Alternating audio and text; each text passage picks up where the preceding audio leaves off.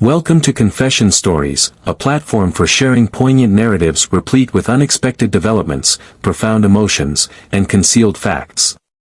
These narratives evoke emotions, provoke thought, and occasionally transform our worldview. Today, I wish to recount my personal narrative. This issue continues to bother me and burden my heart whenever I discuss it. I am Camila, stepmother approaching my 40th birthday. This is a story about how my life, once full of hope and promises, spiraled into a nightmare I never saw coming. Make sure to subscribe to my channel so I can continue bringing you more fascinating true stories like this one. And don't forget to watch this video till the end and like the video, because this story is going to be incredibly interesting. Please hit the like button to show your support. It all started so innocently, so normally, just like any other day in my life. I had been happily married to Michelson, a man I dearly loved, who had 2 children from his previous marriage, Daniel, who was 20, and Michael, who was 18.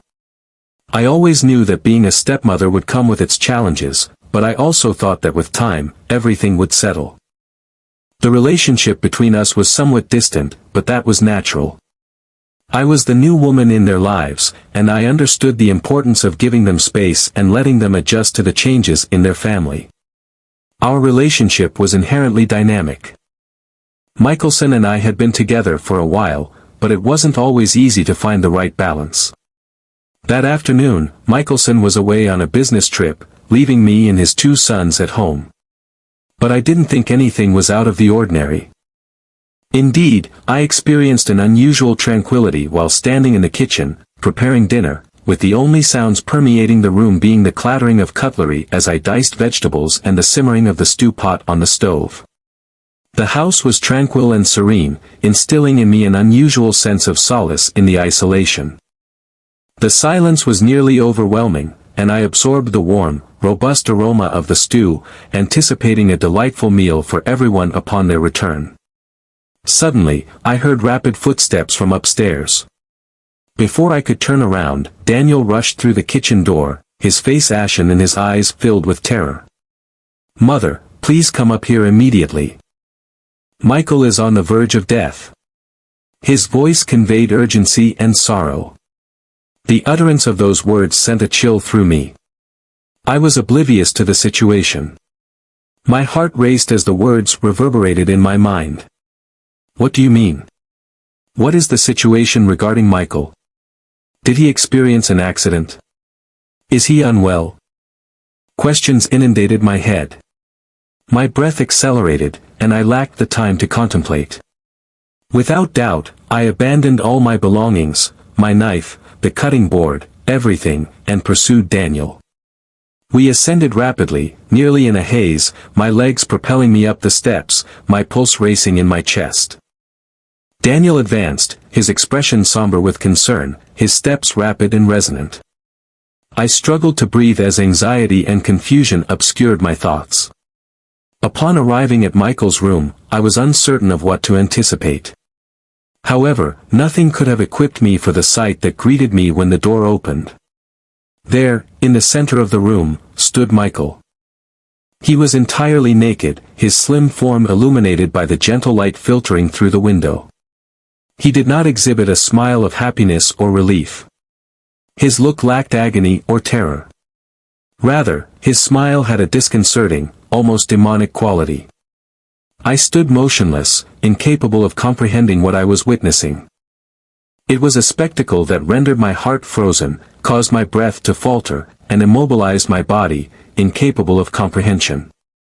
"Michael, what is your current activity?" I stammered, my voice quivering in bewilderment. I attempted to avert my gaze, yet the image seemed inextricably inscribed in my memory. A portion of me wanted to scream, to flee, to engage in any action, yet my body remained unresponsive. Before I could formulate my ideas, Michael swiftly traversed the room, seized my hand, and drew me inside. His actions were assertive and intentional. "Michael, cease." I attempted to withdraw, but it felt as if my body was immobilized, and his grasp was excessively powerful. The door clicked shut. The door closed behind me, prompting a panicked turn. Daniel obstructed the doorway, his gaze reflecting a blend of perplexity and a more sinister emotion that instilled discomfort in me. He appeared to be conflicted between an incomprehensible matter and a far more distressing one. "Daniel, bar the door. What is occurring? What is the reason? Why are you executing this?" I endeavored to uphold my composure, though my voice trembled with trepidation. I yearned to vociferate for answers, yet I was overwhelmed by the oppressive weight of uncertainty. As I was poised to assume control of the situation, an unexpected weight abruptly descended onto my shoulders from behind. Daniel was near, his breath warm across my ear, his hands clasping my shoulders delicately. However, there existed a might within them from which I could not evade. A shiver ran down my spine as he whispered, "Stepmom, we cannot bear to see you with Michelson." His voice was low and scratchy, resembling a confession. It was as though the universe had ceased its rotation, leaving me immobilized and unable to grasp the significance of his remarks. "What is the subject of your discussion?" "I do not comprehend," I stammered, attempting to turn and confront him. But his grip constricted, immobilizing me. His gaze remained fixed on me, devoid of uncertainty or remorse, exuding an unusual sense of resolve. At that time, Michael advanced towards us gradually, as if he were relishing each instant, prolonging it. The tension in the room escalated as he leaned in, his face mere inches from mine. A calculating gaze penetrated me as if attempting to discern my very essence. "Mother," Michael murmured, his tone devoid of emotion and devoid of feeling. "Please indulge us." The word struck me with the force of a physical impact. I had constriction in my throat and tightness in my chest. This could not be occurring, it could not be authentic. "It cannot be," I cried within, yet my body remained immobilized. The children I had once nurtured, the children I had those I endeavored to protect, were now opposing me. I attempted to extricate myself from their hold, yet I remained ensnared. Michael positioned himself before me with Daniel behind me and two walls constricting my space. I found myself with no avenue for escape, as terror coursed through my body, rendering me increasingly immobilized. "Allow me to depart," I attempted to yell, but my voice wavered, feeble and quavering. It seemed as if my voice had forsaken me, rendering me impotent. Michael exhibited a subtle, cunning smile that elicited a shudder along my spine. "Mother, do not attempt to resist," he stated, his voice gentle yet imbued with undeniable authority. "We do not wish to harm you. We merely want you to understand your significance to us." The words lingered in the atmosphere, oppressive and stifling. What transpired? What was the cause of this occurrence? This was not what I had anticipated upon marrying Michelson. I never anticipated that circumstances would escalate to this extent. The minute elongated with each second, becoming an eternity. I endeavored to retain the remnants of my sanity, however, it was eluding me. I attempted to resist and repel them, but my body ceased to obey my commands. My mind and body seemed disconnected, each touch and movement from them seemed to diminish a part of me. I sensed my resistance waning, diminishing progressively. I experienced an internal conflict characterized by profound remorse and humiliation. Donning a strange garment, I experienced an inward tempest, an uncontrollable tornado. I experienced involuntary bodily reactions that instilled fear in me. I was aware that the situation was erroneous. I recognized it crossed every line, but I couldn't stop it. I couldn't escape it. With every passing moment, I felt myself sinking deeper and deeper into this chaos, losing more and more of who I was. The principles I had once held so tightly were slipping through my fingers, and I was no longer the person I used to be. I was no longer in control. I had become a pawn in their game, a plaything for their desires. The days that followed felt like a blur. Every morning, I woke up next to Michelson, his peaceful face a stark contrast to the turmoil that raged inside me. His warmth, his trust, everything I had cherished in our life together now felt like a cruel joke. I felt trapped in a never-ending cycle of guilt and fear, unable to break free. Each time I looked into his eyes, I saw only love and trust. I knew I had shattered it, and yet I couldn't bring myself to tell him the truth about the silence between Michelson and me, which grew heavier with each passing day. I could no longer look him in the eye without feeling the weight of my deception. I carried my secret like a stone in my chest, heavy and suffocating. The smile that had once come so easily now felt like a mask, hiding the deep sense of shame and fear that had taken root inside me. In the evenings, when Michelson was at work or out with friends, I found myself alone with Michael and Daniel.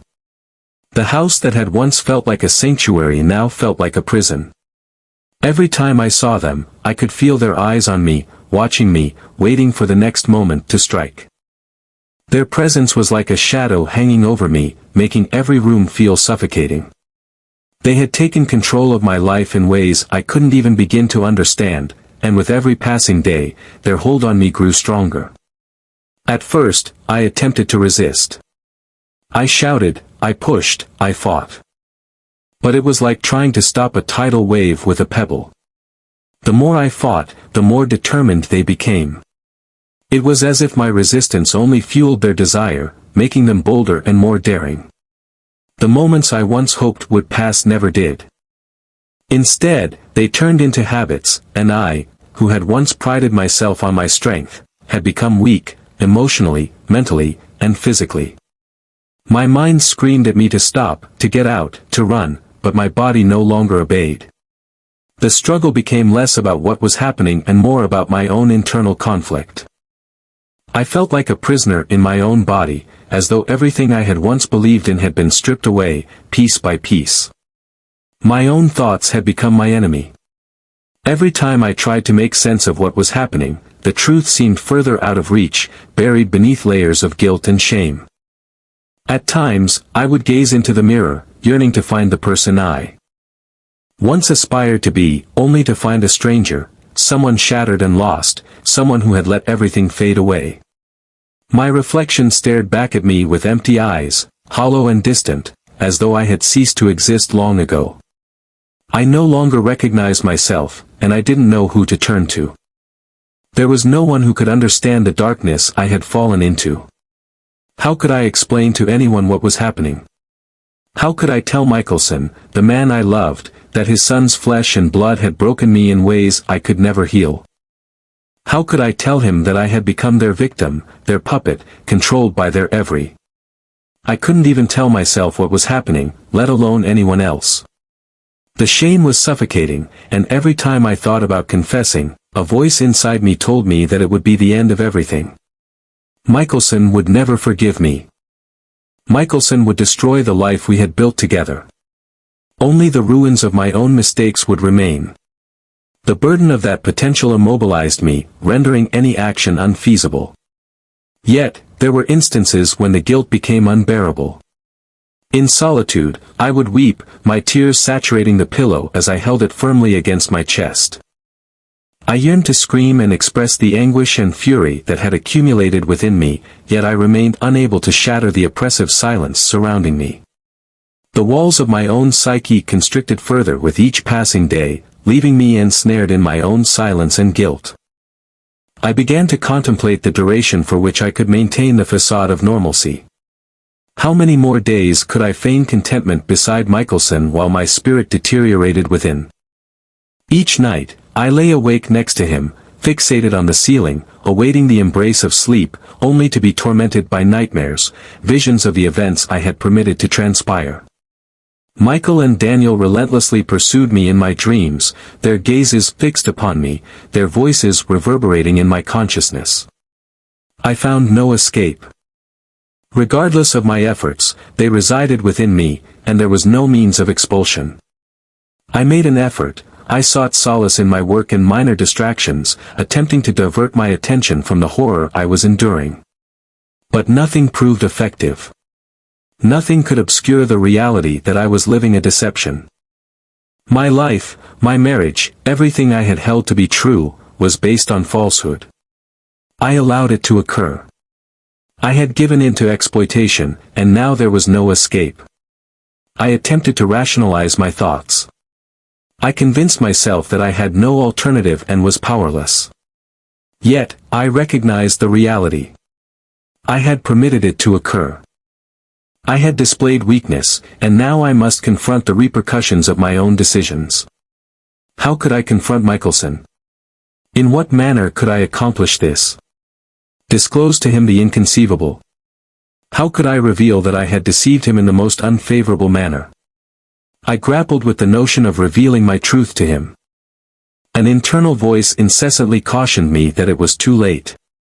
Disclosing my secret would culminate in irreparable consequences, no forgiveness, no redemption, only anguish and devastation. The prospect of losing him, of forfeiting everything, was unbearable, compelling me to maintain my silence.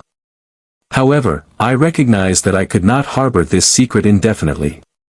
Its burden was suffocating. I understood that I had to make a choice and confront the truth, regardless of its difficulty. Yet, I was uncertain whether I was confronting the reality of my actions or the essence of my transformation. What I did comprehend was that this silence was not a solution. It would ultimately annihilate me and everything I held dear. If I failed to articulate my thoughts and reclaim control over my life, I would face dire repercussions. Consequently, I would remain eternally lost. I seek your assistance with guidance. Should I disclose all information to Michelson? Should I confess and confront the repercussions, or should I remain silent and attempt to continue living, bearing this load, hoping that time will provide healing? If you have read this far, please refrain from judgment. I seek just relief and tranquility. I can no longer bear this weight alone. I seek reassurance that I am not the sole individual who has experienced such profound feelings of disorientation, despair, and entrapment. From my narrative, I have realized that silence merely exacerbates sorrow. It engenders additional secrets, falsehoods, and agony. I see now that I ought to have expressed my concerns earlier. I ought to have confronted the truth from the first, regardless of its difficulty. Yet it is never too late to rectify matters. I must summon the fortitude to proceed, and I shall, irrespective of the outcome or repercussions. I shall discover a method to liberate myself from this darkness. I will restore my life, dignity, and tranquility. Thank you for your attention. Kindly disseminate your reflections and expressions. They may assist me in discovering an exit from this narrative of confessions that culminates here. Should you deem this tale thought-provoking, if you find this content engaging, kindly support us by liking, subscribing, and sharing your views and opinions. They are of paramount importance to us. Kindly feel free to submit your comments below. Your contributions empower us to persist in delivering additional narratives, facts, and authentic experiences. Thank you, and farewell. We will see you in the subsequent video.